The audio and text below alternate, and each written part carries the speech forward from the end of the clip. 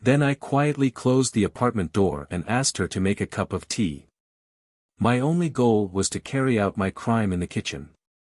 Yes, I decided to slaughter and dismember her in the same way I slaughter livestock. The kitchen is the appropriate place to carry out the process of slaughter and dismemberment, as knives and cleavers are available, and indeed when my wife entered the kitchen, and I stood behind her with a knife in my hand. I slit her neck with the poisoned knife from ear to ear, and before her body collapsed and became like a tree falling to the ground, I pulled out her tongue from its roots, then left her groaning and writhing on the ground in the throes of death. She began cutting her abdomen and then separating her head from her body. As soon as the butcher opened the letter and read its lines, a fire ignited, consuming his nerves, like a match that had just been thrown into an oil barrel. Finally, he found a way to extinguish the fire burning inside him. He grabbed the knife, slaughtered his victim, lit his cigarette, and released its smoke to catch the smell of exploding blood. Once the carcass stopped bleeding, and its body calmed down, and he was certain that the soul had been removed from it, he replaced the knife with a cleaver, and separated the head from the body. The body, he uprooted her tongue from its roots, then cut open her abdomen and began cutting it up, putting each part in a black bag and throwing it into the refrigerator. The butcher changed his clothes, then reopened the refrigerator, to take a farewell look at his wife's torn body. Yes, the victim this time was his wife.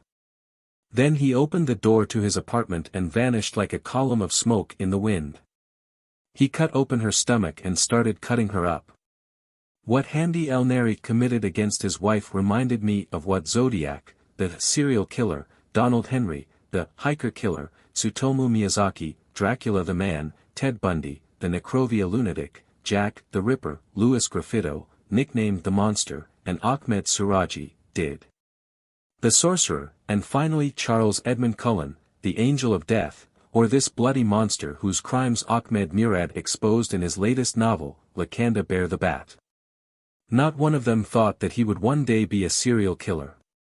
They all committed the first crime by chance, or in a moment of recklessness, or anger prompted them to kill an innocent soul without investigation or justification, but after that they turned into serial killers, who relish in the blood of their victims, just as wolves enjoy devouring their prey. The first time seems difficult, and the second is a repetition of the time, and after that it becomes more like an overwhelming lust that does not recognize. Stop, and do not hesitate to reach the climax. Investigators in Egypt were on a date with one of the most heinous crimes committed during the last decade, after a call from an old woman who the rescue man thought was coming from a senile person who had lost his mind, telling him that he had found his daughter, 2 days after her disappearance, torn apart in plastic bags inside her refrigerator. During his work trip, which lasted for more than 15 years, during which he encountered many horrific reports, ranging from finding an unknown body among the crops, or another floating on the river bank, or a man killing his wife or vice versa, or that there was an armed quarrel between 2 families who exchanged gunfire. The fire left many of them dead, but he never received a report that a body had been found inside a kitchen refrigerator.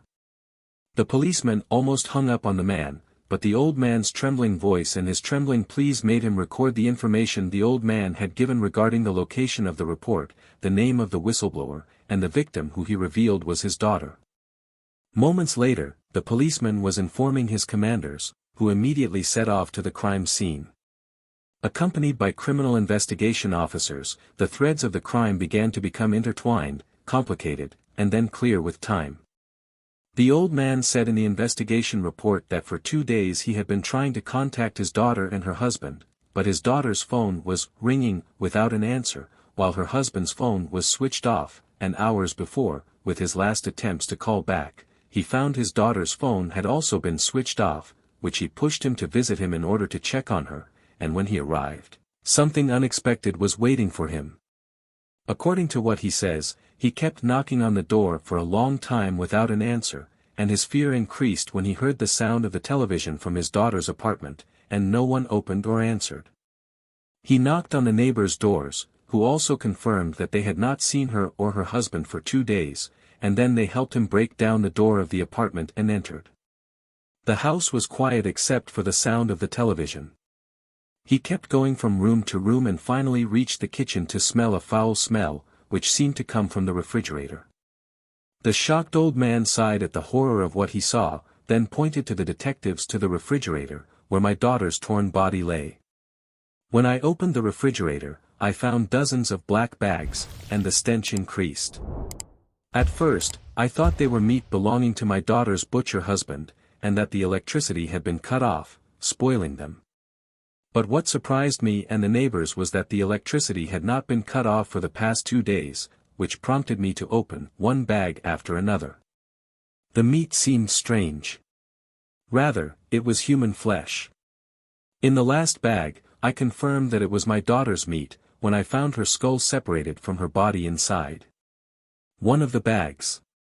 At the same time, the criminal investigation officers were scattering between the rooms of the apartment, removing fingerprints, interrogating the neighbors, and taking notes indicating that there were no fractures in the doors or windows, and that most of the apartment's contents were intact, and according to the victim's father's confirmation, her money and gold jewelry were still there in her place, and finally, the detective suggested that the perpetrator was one of the victim's acquaintances. She was the one who opened the door for him and facilitated his entry, and then he killed her for a motive that is still unknown. Suspicions pointed to the missing husband, especially after the victim's father confirmed that there were legal problems between his daughter and her husband. However, at the same time, neighbors confirmed that her husband constantly travels to Upper Egypt, to buy livestock to slaughter them in the butcher shop he owns. From here, the detectives embarked on several paths, the first of which was an attempt to arrest the husband to confirm the likelihood of his involvement in the murder of his wife, and to search for the wife's relationships, whether with neighbors, acquaintances, or her colleagues at work, but the mystery continued for nearly 72 hours. Her husband always travels to Upper Egypt to buy livestock. The neighbors, acquaintances and colleagues of the victim were far from any suspicions, at the same time that several missions were launched to the places where the disappeared husband frequented, as well as to his town and the livestock fields from which the butcher bought his goods, until information arrived from a secret source indicating that the husband had hired he was given a room in a farm on the outskirts of Giza by one of his acquaintances, and he lives alone. The detectives alighted dozens of meters away from the criminal's headquarters, fearing that the perpetrator would be frightened by the roar of the engines and decide to escape. Within several minutes, a group of policemen were encircling and advancing towards the intended den, until each policeman settled at a window, to tighten control and ensure that the perpetrator would not escape. Then another pushed the den's door with one of his feet, and 3 went inside to arrest the culprit while he was sleeping. The strange thing is that the butcher's astonishment that possessed him during his journey to the police station was how the detectives knew his location. Who guided him? Who drew them a map to reach him? Which is what prompted him to swear over and over again that he would take the worst revenge on him and do this to him. More than what the British committed against the peasants of the village of Denshwe, he will flog him with a whip, before the death sentence is executed against him. In the police station, the perpetrator's confessions were calm, cold, consistent and balanced. He did not regret his crime, stressing that if he had gone back in time, he would have repeated it again and again, perhaps in a way uglier and more ugliness than what happened, indicating that what irritated him most was deception, and that his wife had committed this act. He said that his relationship with his wife was very tense, especially in recent months, and that there were mutual issues between them. 2 weeks before the accident, the agreement was that he would drop a case against her, in exchange for her dropping her case, and that he actually carried out what he promised, but on the day of the accident. He discovered that she had deceived him, and that she was harboring evil for him. When he heard knocks on the door of his apartment, and opened it for the visitor, he discovered that it was a bailiff coming from the court, wanting him to sign a document stating that he had attended the scheduled session related to his wife's case. Then he learned that his wife, who was spending the night with him in a room, did not give up the case as she claimed. The perpetrator says, "I signed the report, then quietly closed the apartment door, and asked her to make a cup of tea.